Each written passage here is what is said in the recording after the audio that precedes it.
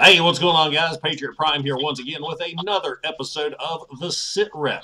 And in this episode, episode 5, I am with Nathan Simmons from the YouTube channel, Nathan Simmons. Nathan, how are you doing tonight? Good. How you doing, Jace? I'm doing very well, doing very well. I appreciate you coming on to my show so my viewers can get a chance to get to know you. Yep. Uh, First off, tell my people about you. Tell us a little bit about yourself. So I am an Air Force retiree. Retired in 2016. Served for over 20 years in the service. Enjoyed every bit of it. Was deployed 11 times. Wow. 4 combat tours, 2 in Afghanistan, 2 in Iraq. And then multiple deployments to Korea, Japan, Saudi Arabia, Kuwait. Yay, Kuwait. Um, Kuwait was uh, fun. yeah, I was at Arab John. I wasn't at Ollie. So, Yeah, Kuwait for uh, me was all hurry up and wait. yeah, I got that when I was going to Iraq and Afghanistan. You know, the hurry up, grab your ammo, get your stuff, go sleep in the tent for a day or so, get your last beer because you ain't getting one for another year or two. Beer, Beer. damn Air Force. Dude, Arab John was an army base. Man, shoot, The army we base. never saw any. Yeah, they were giving us, what was it, 2 beers. They gave you actually, it's funny because they give you a ration stamp book for your time that you were there. So you can go, use a ration for a beer. And I was like, oh yeah, I'm so using this before I go to the AOR. I guess I they didn't hated trust us that. hillbillies from West Virginia. Well, I'm a redneck from Kentucky, so hey, they Hell, you trusted got me me. beat. But yeah, I've been a Transformers collector since 1985. That was the first year I got a Transformer, and it was literally a little one of those MicroMasters. I got Not in '85, you didn't. well, it was not a real Transformer. Let's Oh, talk okay. about that too.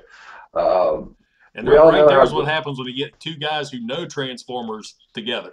exactly. It was a little gray Transformer, and I ended up finding out it was actually a micro change Oh, neat. Transformer. And my grandma had just, I guess, had got it, through the mail. She's like, hey, I thought you would like this. So I'm like, okay, I'll play with it. And that kind of sent me down the path of Transformers, Nice. literally, ever since then. But yeah, I collect everything from B1 all the way to now. I've got some Beast Wars stuff. I've got some Armada, you name it. Of course, I love Generations and Masterpiece and third-party Masterpiece stuff. I still have my original G1 Ultra Magnus. I've had it since the 80s. So, and I still have all the parts. That's the only one I've got with all the parts still. Wow. That's Um, impressive. and then I was luckily able to find my old G1 Scorponok and the Headmaster. So I'm like, all right, someday I got to finish rebuilding them back together. But hey, at least I still have them. I have to find a fast track for my Scorponok again. I don't know if you saw my Scorponok review, but when I'm reviewing the base, fast track rolled off the table, hit the floor, and broke. Oh yeah, I remember that. During the Yeah, review, Fast Track 18. it made for a good blooper. Well, first off, before we get started, guys, there's some sad news we have to share in the Transformers community is that the Takara founder, Yasudo Sato, excuse me if I butchered the name, passed away today. This was the father of the Transformers, guys, so yeah, he will be missed. He brought definitely a lot of joy to us collectors. Oh, he did. He was. I actually got to meet him twice when I lived in Japan. Wow. And that was what was nice because this is the 80s in Japan. It was huge back over there. It was, and I have a different perspective than a lot of people do because when I was there, we also had microchange, Diaclone, Diachron. Those things were huge before Transformers were huge. So by the time Transformers finally kicked into gear, it was a couple of years after the main U.S. releases that they were actually getting bigger over in Japan. So the cool part was like you guys were watching Optimus Prime, I was watching Convoy, and and it was always bad because I'm like, that doesn't, just something's not right about it. And then I finally learned a little bit later, no, the U.S. version was made this way, and there's a reason why it was made this way. So it made a lot more sense because I have a powered convoy, you know, from Diaclone, and I was like, this is the convoy, the first convoy I had. And I'm like, okay, this is cool. And then I finally got a G1 Optimus. I'm like, this is badass. This is what it really should be, is a G1 Optimus. And it kind of makes sense. But I was able to meet him, and he used to have an exhibit in Narita and in Tokyo, where they would go over Diaclone, Diacron, Microchange, and of course Transformers. And it showed kind of the evolution of them, you know, where they started out. It was freaking awesome to see the little iron hides, you know, the black iron hides, you know, the blue side swipes and everything. I'm like, this is cool, you know. And then he kind of goes into the history a little bit about it. It was like, dude, it was me and 3 guys in a garage pretty much trying to figure out how to make some of these bots, Wow. you know. And then it just evolved from there. Fast forward 20 years later, I get to meet him again in Japan, you know, when I'm over stationed over there. And he goes over the Masterpiece. This is from 2003, when Masterpiece MP1 was about to come out. And we all just were floored when we first saw it. And I was like, holy crap, that looks just like Optimus, you know, out of the screen. You know, it just popped out. Now, of course, this is a guy who's been watching it for so long, and then you're like, you start putting pieces and parts. Like, well, so wait a minute, the cartoon didn't look like that. He didn't really, and it's like, and then they're like, oh, but we were so excited for a Masterpiece line coming out, you know, so we all just sat back and watched him go through it. And the cool part is Tetsuo is sitting here, Shoji Kawamori is sitting over here, you know, and Shoji Kawamori is the inventor of Macross, and the VF-1J, known as Skyfire, you know, in the U.S. And then he says, yeah, I'm going to be working on a airplane for the Masterpiece line, which would have been, you know, MP3 Starscream, green screen as we call them. It was so cool to see those guys talk about it, and they're so excited. 2 different worlds were put together, you know, into one situation. So of course, there's always the dumb American that's going to ask the question, what about Jetfire? What about Skyfire? And Shoji says, we don't talk about Skyfire. Until now for the Siege line. Exactly. And a lot of people don't realize that Takatoku Toys, you know, originally had the license with Bandai, you know, to build VF-1Js and VF-1Ss, VF-1As, you name it, for Macross. You know, and then, of course, that magically took it into Transformers in the U.S. without asking. And there was a lot of heated issues about it, still is to this day. But the catch-22 is that it made them a lot of money. Oh, yeah. I mean, you go try to find a G1 Skyfire today or Jetfire, yeah, you're paying a lot of money for that right now. But I can show you something that is even more ironic. Alright, where's he at?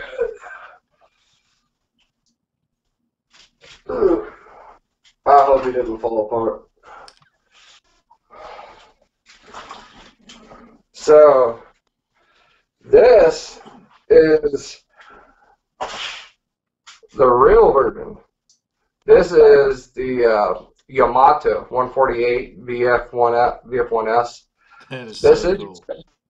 It is, and it's pretty much Skyfire, Jetfire, you name it. Now the catch-22 is he is not as big as the original, you know, Jetfire. I think the other one was really about this tall because it's a 1/55th scale from Takatoku.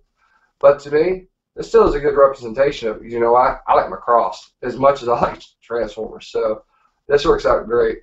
And this one is actually a production sample. I got this when I was in Japan in 2003. So just think, you know, this is pretty damn old. Yeah. I rebuilt this one from 3 scrapped Jetfires. Took him out, re-whitened him. The only thing he's missing is that little clip. So yeah, that's awesome. So it's cool to see how things are changed, but it's cool to see how things don't change. You know, it's like it's still a fun toy, still the same. You know. Now the transformation on this guy is a lot more involved than than Jetfire is. Does he have a lot of the die cast on him too, like Jetfire does? Oh yeah, I mean we've got diecast here, here, here, here, here, here. I mean it's heavy. Show me I the mean it's back. so heavy. Let me see the It's so back. heavy the backpack comes out. You know. I like the gun on the back too. Yeah. So that's the difference. You know, is so like on yours you have two of these cauldrons. You know, for Right. the red ones. This one has the gun, but it also comes with the other one as well. So, but yeah. Well, sir, that was Don't one fall. hell of an introduction. All right, now how the SITREP works, I think you probably watched a couple of my episodes, is I ask you 5 questions about Transformers, and then I'm going to ask you 5 questions about being a YouTuber. And I Okay. think you've almost answered question number 1 already, which is, what is the appeal of Transformer toys for you? For me, is the engineering, and actually, like I'm an engineer by trade, so I've been doing engineering for about 20 years. But as a kid, I always like to figure out how things work. Like I'm the dude that's sitting in the back of a place taking stuff apart to figure out how does it work, and then putting it back together and making it work. Now, just like a lot of people, is oh crap, I broke it while taking it apart, and that does happen, But to me, that's what I like about Transformers is the engineering of saying, all right, how do I move this? How do I do this? Especially with Masterpiece and third-party Masterpiece ones. It's like, all right, you got to do this, got to move this, got to do this, get here, here, here, here. I'm like, all right, that's cool. And that's always appealed to me, and it always will be. I mean, it's just, you saw this not too long ago. This is the new Studio Series Optimus with the Jetfire, with the leader Jetfire attached to him. Wow. It is cool to see it, it's like as far as the engineering, like how do they got it to combine together. I like that. There's parts and pieces of it I don't like. And I don't like how this is pretty much Jetfire's head staring at you as a gun. I thought I saw it there on the side. Yeah, but it is a cool thing to be able to use it as a gun. Definitely fan mode, not intended to be done. But I do like how they did it.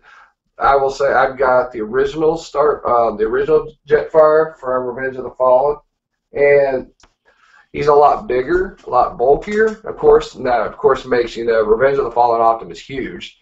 But at the same time, the engineering on that is way degrees less than what this one is because it's so much easier. And you had lights and sounds. Lights and sounds always makes everything bulkier. Oh, definitely. Uh, I miss lights and but sounds on some figures. I do too on some things. I think what was the one I saw? The new Zeta toys, Kronos, their Superion. It actually has lights and sounds in its head, and it's G1 clips. And I thought that is freaking cool. That's awesome. All right, sir. Moving on to question number 2, which is, aside from Generation 1, which is always the right answer, what is your favorite Transformers fiction? Whether it be cartoon, comic book, or movie. It's going to be more of a comics. G1 after it.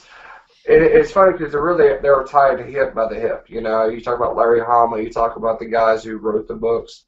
Bob Budiansky, he was the one creating profiles, ironically for the comic first, and then for character profiles for the show. Love that series. The G2 series wasn't too bad from Marvel. It was a good continuation storyline, but it kind of choked. But I will say that crossover between G.I. Joe and Transformers and I think it's issue 138 through 142, freaking amazing. That I was. love seeing it. I never got to read that up until a few years ago when I think I forget which company put out all the G.I. Joe comics in trade paperbacks. They were like in 12-issue segments, and I finally got to read that storyline. Of course, I have the entire G1 Marvel run in trade paperback too.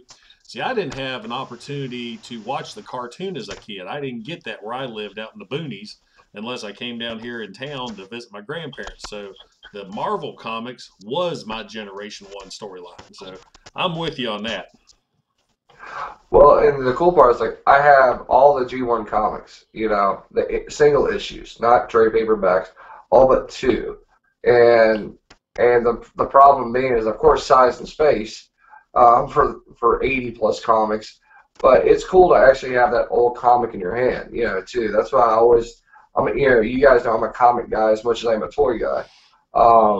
So it's great to reread some of those stories. Like I just read Matrix Quest, and Matrix Quest was a freaking outstanding story.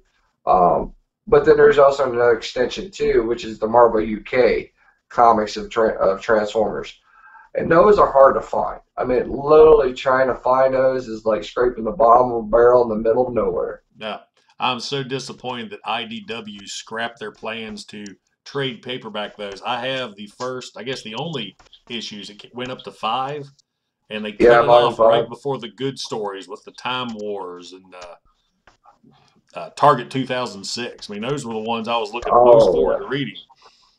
Damn it. The Quintesson Journal. That was one of my favorite stories from the UK. It was a Quintesson Journal. They did. Oh, man. Oh, well. Maybe there will be hope for digital one of these days. All right, see. Number 3, do you have a favorite figure or grail, one that you will never let go of? If you have to sell your entire collection, this one's not going anywhere. Goofy. Let's see. It'll make you think. Cue Jeopardy music. I know, right? So you didn't have the advantage of me sending you these questions beforehand. No, I did not. I'm a dirty bastard. Most likely, it's going to be this guy. And he's not my favorite character, but sentimentally, is this one, because I've had it since I was a kid, you can see how shiny he is. And the reason being why he's shiny, when I was a kid, my mom used to buy me 2 Transformers. She got me one to play with and one to keep in a box. Wow. So, I didn't get many Transformers that way either, though. All my buddies are having like 10, 20, 30. I got 3 or 4, But the cool part was I had those, and I was, being a collector, already had like 5. But it was cool to have them because I could just carry them, bring me with them. But we had all of our stuff stolen from us when we moved from North Carolina to Kentucky. And it included all my Transformers. And we're talking about like a Fort Max mitten box. We're talking about Scorponok in a box. Stuff as an adult, we're like, son of a, because those are grails now. And that G1 Fort Max is still a grail of mine. I still want to find a original, not the Encore version, but an actual G1. But I'm not paying the dollars for it. Yeah, no kidding. That's why I was so thankful when the Encore came around. I jumped right on that Fort Max because I thought that's one I would never get. And so yeah. I'm very pleased with that. So still hoping and praying they'll do an Encore Overlord one of these days. Oh, yeah, the the European exclusive that we never saw? Yep. Yeah. Which leads into question number 4. What figure is your white whale, your most wanted toy? This is the one, if you can grab this one, you could be done collecting. It'd be a G1 Fort Max in a box, mitten box, or its counterpart, Brave Max, which came with the Pretender shell. Mm-hmm. Because I had a Brave Max at one point, but I had to sell it due to moves. Those are some of my favorite molds, always will be. I love the Generations one we got. I have it, just like the Metroplex and everything else. But that big old monkey of a toys is fun to play with, And it's like 10 pounds, of die cast. Oh, he's a beast. He is. But yeah, that is my white whale. Definitely for sure. All right, sir. This is the last question for the Transformers.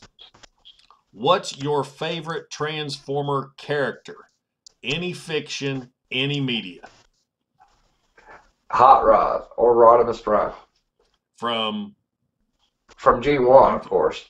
from comic, movie, cartoon. Cartoon, because he sucked in the comics. That he did. You thought he was whiny in the cartoon? Read the comic. Rodimus never appeared in Marvel other than the one scene where he's strung up between the Twin Towers. Exactly. But yeah, Hot Rod, and he wasn't much. I think he appeared mainly to be a target master and then get beat on frequently. Yeah. Well, and he was in the movie adaptation comics too. Yeah. But it was a direct adaptation. You know, there was no real differences in the comics or the movie other than the artwork. Yeah. All right, here's the tough ones. Here's the ones a lot of people tune in for. It's the YouTube questions. Number 6 is what possesses... Let me try this one more time. What possessed you, a grown-ass man, to do toy reviews on YouTube? Well, I don't do toy reviews on YouTube. I do toy hunting. I do comics. I do unboxings. What got me started in YouTube, though, was a guy named Geeked Up. He was one of the core members of the Syndicate Facebook group. I came across his video. He was doing a toy hunt in I think in California, and I'm like, you know, that's kind of cool. I never saw a toy hunt video before, you know, and I'm like, I could go do that. You know, so I'm already doing it. I mean, you know, I've been hunting toys for 30 years. You know, it's like, and I already got a phone, so I can just flip out a phone and take, you know, a video of it. Of course, the first video was crap. You know, it was done a portrait, not landscape. So I got 1,000 comments about, you need to turn your phone around. Well, no duh. Sure, like the second video was better. But yeah, that kind of really got me started. I'm like, you know, I can go do that. Then of course I had a love for comics, you know, so I used to do a comic stream with a couple of other comic guys, and we would go over new releases and stuff like that. And I'm like, it's a good avenue to be able to talk about things that you usually don't get to other people, you know, because the YouTube has made a community out of this. You add in Facebook groups, you add in Instagram stuff, you know, those kind of things. And we've actually opened up I'm not going to say portal, but more of like a gateway for a new community of collectors. Because before that's how we met. Exactly. You know, before that, I'm looking at Cybertron.com, I'm looking at TFW, you know, I'm looking at T-Formers, you know, and I'm watching, you know, Transformer reviews and transformations on YouTube. And that's really what it was. If I remember, I think I was watching Imgo. He was doing a review on, I think it was like, what was it? It was a Brainstorm, Generations Brainstorm. And then one of the, you know how it recommends videos for you on the right-hand side? It's like, it says Toy Hunt. I'm like, I'm going to click on it. And literally, that started it. It really did. So yeah, I was like, all right, I can go do that, and I have fun doing it now. You know, you're part of the stream with me and Deluxe and Brian for Transformers Unite. You know, it's really brought our community a lot better together. Now, of course, you're gonna have trolls, you're gonna have all the idiots out there who give you the stupid comments. That happens, you know, but just blow those ones off. You know, it's just like, hey, bro. My buddy Bert the Stormtrooper's been sharing some doozy comments with me lately. Oh, yeah, that's a great thing, too. I've gotten to know so many of you guys personally, so we get to talk so much outside of YouTube, and it's this that brought us together, which leads into another question down here on my sheet. Right, number 7, this is going to be interesting for me to hear from you, is what inspires you to keep going in front of the camera? What keeps you going to walk into stores with your camera going, and here we are today, you know? Well, for me, I like to share, you know, kind of what's going on, you know, because as a collector, I want other collectors to be able to find what they need. Now, there's a backstory to that, and the reason is, so I have a nickname called the Syndicate Santa, and the reason being, when I was in Georgia, there was no other hunters but me there. So literally, I could walk into any store and get what I wanted, and I was able to start helping people out. And that's what I did. I said, okay, I'm at FYE. I mean, literally, I had 3 Walmarts, 2 Targets, a Toys R Us, FYE, a Barnes and Noble. There was like a couple of other stores, and like 5 Walgreens. So literally, and that was just within a 10-mile radius in my town. You suck. I have Walmart and a Dollar General. Well, we'll get to what I have now here in a minute. And so I was able to like really go around and find stuff. So, people would, I would see, hey, I'm looking for, oh, dude, I got that. Here you go. Here, I'll send it your way, did trades and sales and stuff. But that's what I would do. I would go out and go hunting for other people. And I'd find some stuff for me occasionally. But I really wasn't a big collector because I'm a bot guy. Bots always took priority, so I would get bots or Marvel Legends or stuff like that, but nothing, a lot for me. So that kind of pushed me into doing that.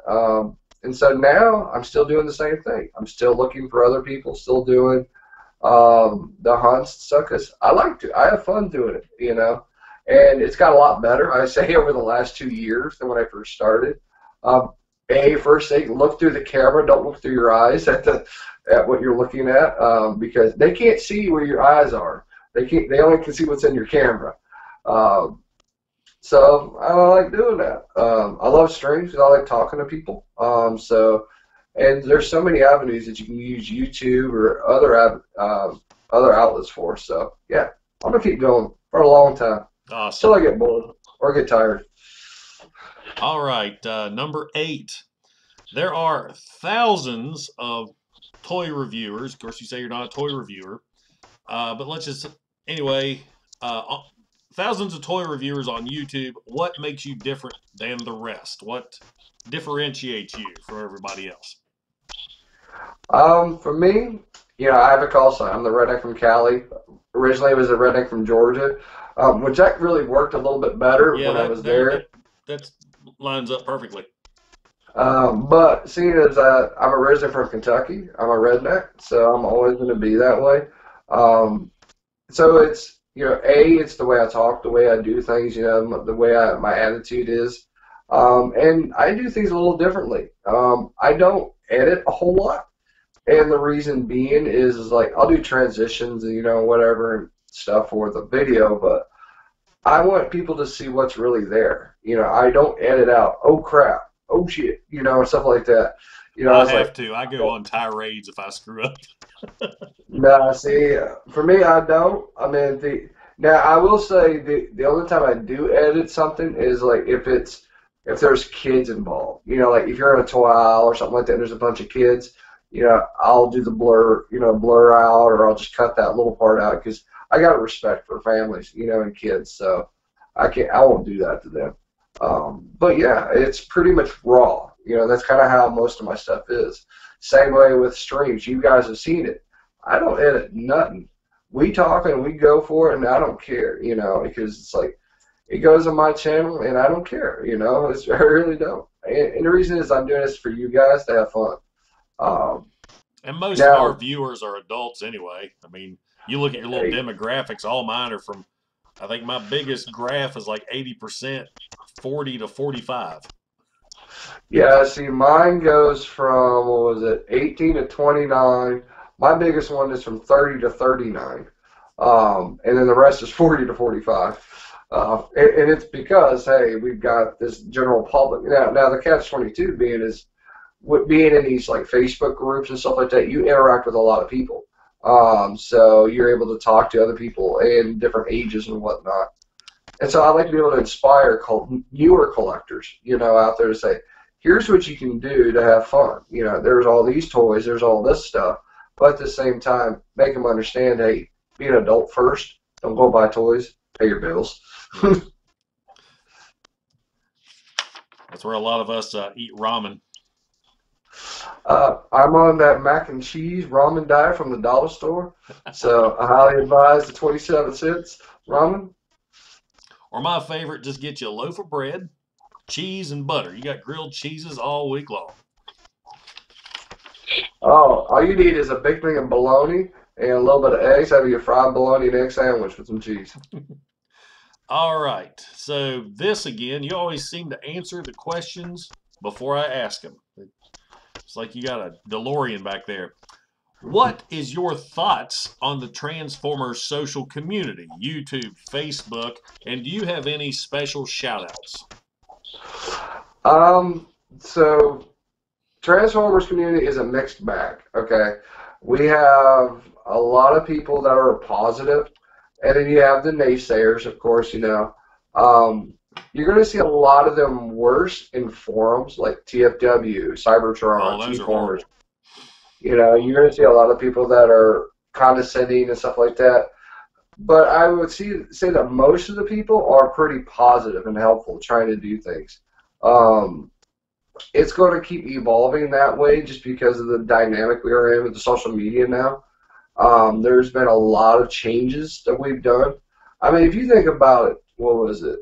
TFW came out in 2005. I joined in, what was it, '08, I think. So we're talking 11 years ago when it first started. There wasn't as many people either back then. Cybertron.com wasn't big. I mean, Unicron, if you remember Unicron.com and Unicron WMD and those guys, they didn't have a lot of people. But now it's exploded because of social media. We've connected a lot of people in together, that were Transformers fans that never knew that they were. Cybertron Cafe, Collector Squad on Facebook. Those different groups have put us together now. But it's also brought out the bad parts of the scalping community as well, because you're going to see a lot of people that are buying just to resell at a higher rate and to hose collectors out of it. But that's not just Transformers. That's any kind of toy line. That happens all the time. I mean, literally, I was up yesterday trying to get the Solar Chigokin Voltron, and it sold out in seconds, like seconds, on Amazon Japan, CD Japan, Ami. It was all sold out in seconds. It's because people have bots running to get the figure, to resell them. And hey, they beat me to the punch, and that's okay. But you know what? I'll still get it. I'll find it. I'm a collector. That's what happens. Yeah, that's what burns me up. One of the things you go on these Facebook groups, let's use Ollie's for example. You have somebody post, "Hey guys, they've got Trypticons at Ollie's for $50." So everybody's excited. They're gonna run and get one. And then about 3 hours later, you got some guy posting, "Well, I bought every one they had. I'll let you have. I'll sell them for $100 each." I'm like, Yeah. you prick. Hey, at least you got Ollie's, man. I don't have that I didn't stuff. say I So, had an Ollie's. I just said I noticed the post. My nearest so Ollie's is an hour away. my nearest Ollie's is 6,000 miles from my house. All right, I win.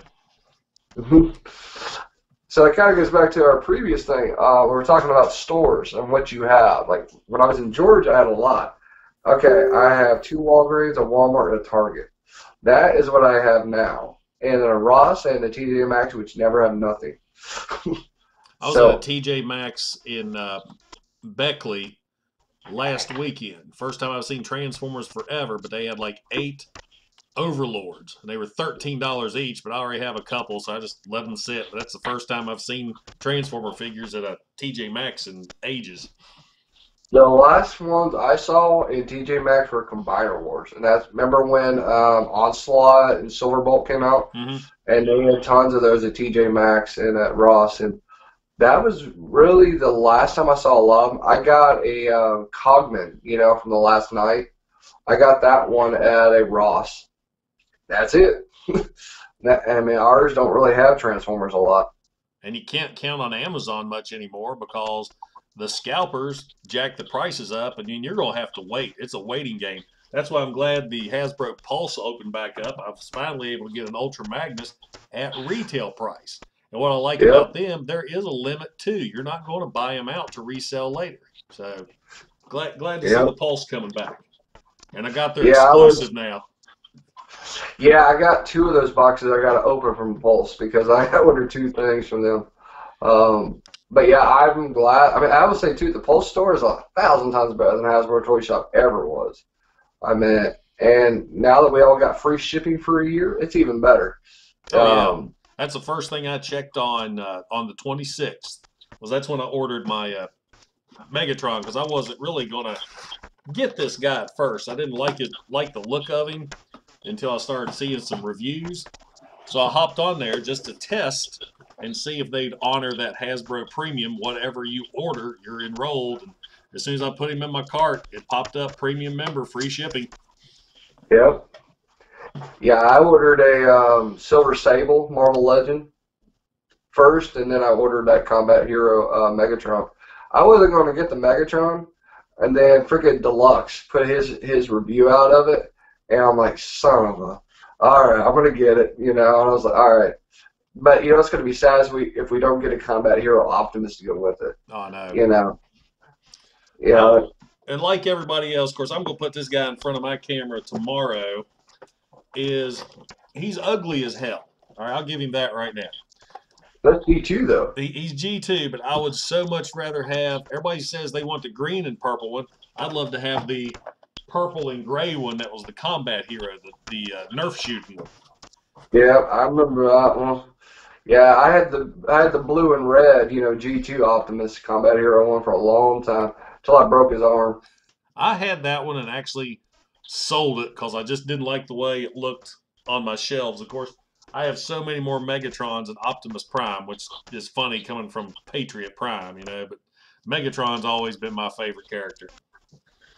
Well, and that's the catch-22 too, is that if you look at Optimus, they haven't made a lot of Optimus figures compared to Megatron. I mean, just like a Beast Wars, how many Megatrons have we got out of that one? You got Crocodile, Tyrannosaurus, Transmetal Tyrannosaurus, and Dragon. And that's just Hasbro. Yeah, because I've got... This guy didn't realize how much exercise he's going to do with me getting up and down out of his chair tonight. Oh, you still got in package. And you see what it says here? KB Toys. What's the price? It blurred out. $7.99. Wow. And this was made in '95.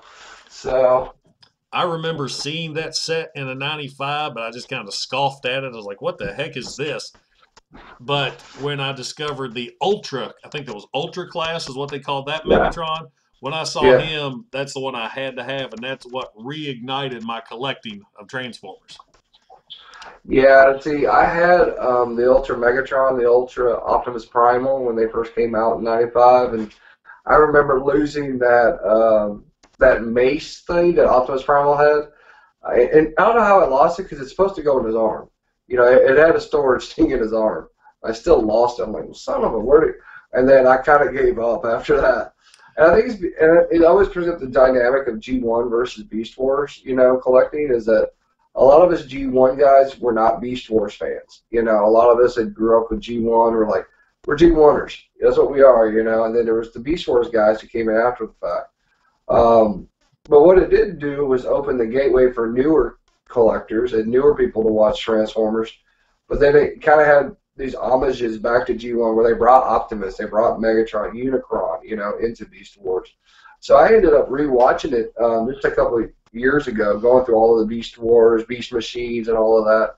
And it was really a good series. I mean, it was a really good series. You know, it's just, hey, I was diehard G1. You know, it's just like, nope, not doing it. I mean, I was diehard to the point where I watched all the Japanese G1, Zone, you named it. I did all of it. I've tried watching those. I just can't do it. Now, going back to Beast Wars, when I was in Iraq is when Beast Wars came out on DVD. So we'd finished missions, and we all had our little portable DVD players, and that's when I watched the series from start to finish, and I was amazed of how it kind of grew. Now, it was very kiddified at first, but, man, when it hit its stride about mid-first season, it was great. I mean, it's to this day, that's my favorite series. Yeah, see, and they actually led the way for Transformers Prime, you know, because I love Transformers Prime, the series. It was dark. It was a real storyline. There was a lot of plot. Beast Wars started that. Now, Armada, Energon, and Cybertron, not so much. That was kiddified. I actually liked Car Robots better than I did the Unicron trilogy, you know, Robots in Disguise from 2001. I actually liked that series. Because A, it had some cool toys that came out of it that combined, and B, it actually had a good dynamic to it. The problem that Red had is they brought kids in. Yeah. And they brought the kids in, and then they did the kid thing again in the Unicron trilogy. I'm like, I don't care about it. It goes to the same thing with the Transformers movies. I don't care about the people. I want the robots fighting robots, you know. Now, I will say in the Bumblebee movie, they made that dynamic completely different, you know, with Charlie. You know, it made you actually care about the girl in the movie. You're like, oh, crap, I don't want her to die, you know. Don't get killed by Shatter or Dropkick, you know. And those two Decepticons, I mean, when they were first introduced, I'm like, here they go again, just creating characters we have no idea. But, man, they were awesome. And I kind of understand why. I said, okay, we create these new characters, brand new world and all this. And now that you see what happened, it makes sense how they worked it. Like, okay, if this movie fails, it's tied into Bayverse. If it's a hit, we can rework it into a new series. So, yeah. Yeah. Well, except the whole Starscream Blitzwing debacle, you know. And that's what kind of frustrated me was like, you know, I wait for Blitzwing to turn into a tank, you know, and he never turns into a tank in the movie, and he gets killed within the same. I'm like, dude, you just killed a triple changer off. What happened? Why? So they use him, who is a triple changer, and they don't triple change him, and then introduce two new ones you've never heard of who are triple changers. So, hey, exactly. But it worked. It worked. I'm not going to complain about it now. Nah, but I mean, I'm happy that the movie did so good the way it did, because you know, they're doing it. It's the reboot. They've already said it's going to be the reboot, you know, for the Transformers movies, because it was a good movie. Yeah. I went and saw it 3 times. Well, I've seen it once, yeah, and I was good, and I've already pre-ordered it on Blu-ray because I'm going to watch it probably 100 times. Because it was a really good story. It's because Michael Bay wasn't directing it. It's come down to it. We had a new director and a new way of doing it, and they made Bumblebee a character that's like, holy crap, he's ticked off. Mm-hmm. Especially at the end when his eyes go red, he's about to kill everybody and their brother. And then Charlie's like, hey, calm down. and they did it so good because it started off the movie, he's a badass, he's a great fighter, and then it explained, okay, now this is why he has no voice. This is why he's so kid-friendly. His mind's gone. But when that reset and he went back to the fighter, I loved it. I thought it was a fantastic movie, and that's all I'm going to say about it. Yeah, I would say, I mean, I can't wait to get that Studio Series Optimus, Studio Series 38. Oh, he's on Pulse. He's on Pulse right now. Yeah, I know. He's on pre-order. I mean, I want to have it in hand and actually mess with it. Gotcha. All right, my man. Well, I'm not going to keep you much longer. We're on our last question. Do you have any channel goals for yourself? And where can our viewers find you? Plug yourself. Well, first, from the last question, you said plug Transformer people, so I will plug them first. I'll plug T-Man 978, which everybody knows. I'll do, of course, Patriot Prime reviews because I've been watching you since you about started. Let's see, Deluxe Baldwin, of course, he's going to be on that list. TFAB Page 101. And then there's a lot more. D-Bag Robot Gang is a good one that I watch. Everybody knows MGO. Everybody knows those Bobby Skullface and those guys. So that was one reason why I created Transformers Unite with us, is that I wanted less known YouTubers to be able to talk about Transformers together, which is kind of what Shattered Cast was when it first started, So yeah, that's my shout outs for channels. For me, I am Nathan Simmons. You can go find me on YouTube. Just put a search in there. I am not the prophet, Nathan Simmons. You have to keep looking a little bit, but you'll see an icon with a Rodimus Prime with a beard. The key to finding this guy is Nathan Simmons Transformers. That's what you type in, because when I first tried to look you up, I was like, well, that's not him at all. It was the preacher. But I will put a link to Nathan's channel in the description of this video to help you guys out. And at the end of the video with the little screens, I'll plug your latest video as well. Definitely. And then I also do Instagram, Nathan_S82, and I am Super Rodimus on Twitter. Excellent. Well, Nathan, I appreciate you chatting with me tonight. I'm sorry about the last minute notice, but this week just went by so quick, and I was like, I don't have a guest lined up, so I thank you for taking the time out to talk to me. No worries, man. I'm glad to be here. Thanks for having me on tonight. Excellent. And guys, I appreciate you watching. This is Patriot Prime, signing out. Hoo-ah! Aim high. Hey, I really appreciate you guys stopping by my channel. Don't forget to like and don't forget to subscribe. Also, check out some of my other videos that I've done on Generation 1 Transformers, Modern Era Transformers, and Toy Hacks Repro Label sets. Once again, this is Patriot Prime. Hoo-ah!